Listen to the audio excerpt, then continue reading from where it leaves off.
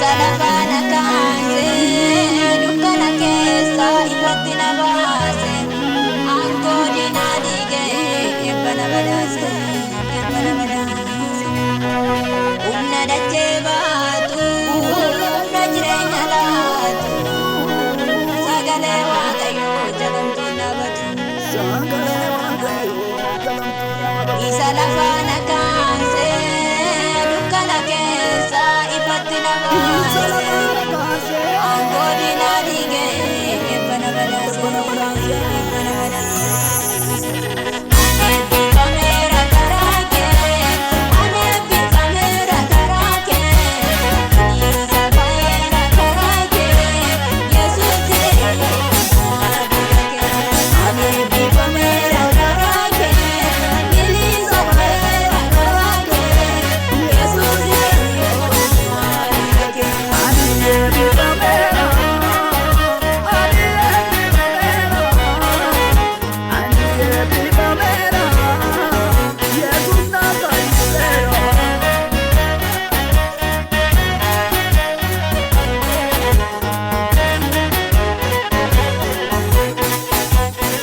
bakka wallaala koo bakka dadhabbii koo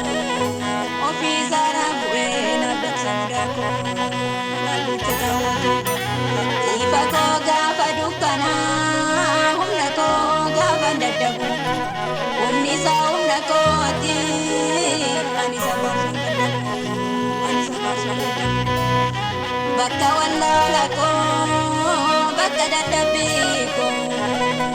ofii isaarraa bu'ee naabbata mudaa koo naabbata ta'uu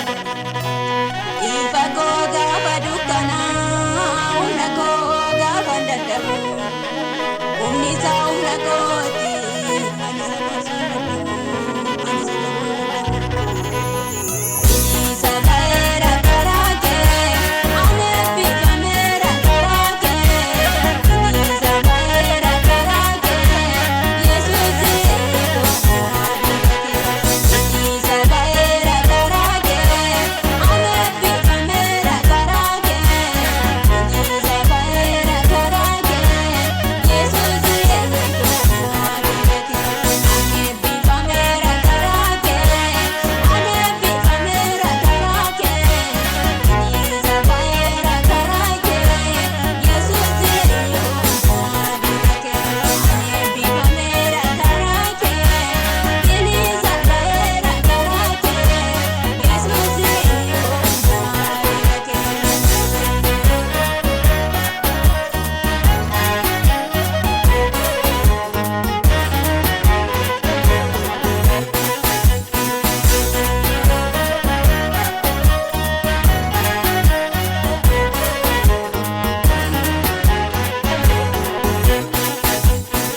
akka joobiraatti kan na barsiisu ulfinaaf simboosaa kan natti argisiisu Yesuus godhuwaadha bohaantii mo'icha koo alaan gadhinneessu alaabaa mo'icha koo akka joobiraatti kan na barsiisu ulfinaaf simboosaa kan natti argisiisu Yesuus godhuwaadha bohaantii mo'icha koo alaan gadhinneessu alaabaa mo'icha koo alaan gadhinneessu alaabaa